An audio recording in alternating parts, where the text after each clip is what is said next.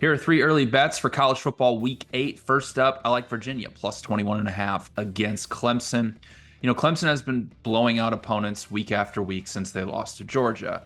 But some of their defensive metrics are actually quite concerning. They're actually 116th in EPA per rush allowed and 118th in explosive rushing plays allowed. But not only that, they are allowing 4.4 points per scoring opportunity, which ranks them 108th in finishing drives allowed. Now, Virginia is a rushing offense that's been improving week after week.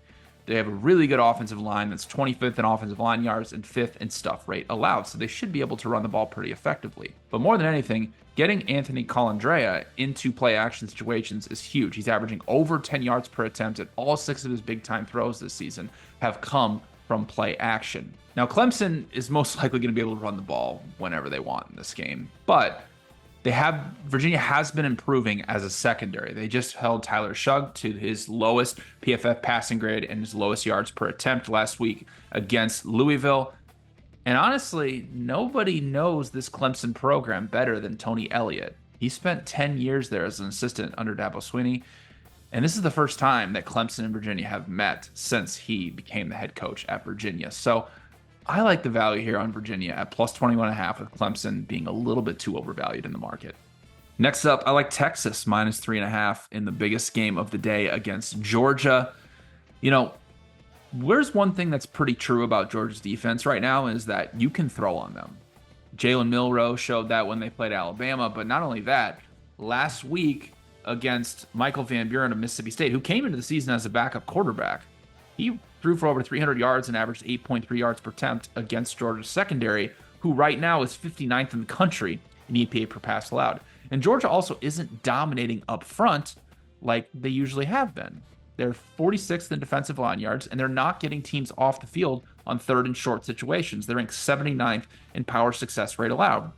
So if they're not able to dominate Texas up front, and they're not able to get them off the field in those third and short situations, how do you expect them to actually stop them during this game if Quinn Ewers is also going to be able to throw on them?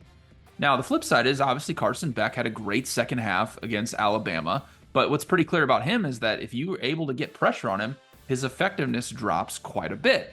Texas is 15th in the country in havoc, and they have the 4th best pass rushing grade per PFF. Texas is at home here, and they should be given at least 3 points of home field advantage. So what this line is indicating is that Texas would either be a half-point favorite or it'd be a pick'em on a neutral field, which with the state of these two teams as it stands right now, I do not agree with. So I like the value on Texas at minus 3.5 at home here against Georgia. Next up, I like the Iowa Hawkeyes minus 6 against Michigan State. Iowa against Washington, the reason they were able to dominate is because they dominated the line of scrimmage. Defensively, they were able to rush 4 guys and get to Will Rogers consistently, and Washington had no answer. Well, Michigan State is not going to provide much more resistance because Aiden Chillis has been under pressure on 34% of his dropbacks, and Michigan State has the 4th worst pass blocking grade per PFF. They also haven't been good blocking up front for the run either. They're 125th in offensive line yards. So if Michigan State is not able to run the football and they have to put the pressure on Chillis to throw the ball, well, it's going to be throwing the ball into one of the best secondaries in college football. Iowa's the 3rd best coverage grade per PFF, and Chillis also has 15 turnover-worthy plays this season. So don't be surprised to see the Hawkeyes pick off a few balls on Saturday night. The other side of the ball, though, is I'm not sure how Michigan State is going to stop Caleb Johnson. Johnson's been the 2nd best running back in college football this season. He's averaging 7.9 yards per attempt, but not only that, he's very difficult to bring down on first contact, averaging 5.6 yards per carry after contact.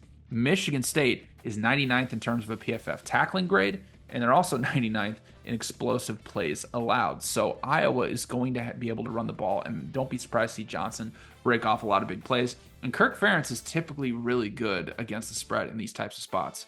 Over his career as a favorite of 6.5 points or less, he's 37-23 against the spread. So I like the value here on the Hawkeyes at minus 6.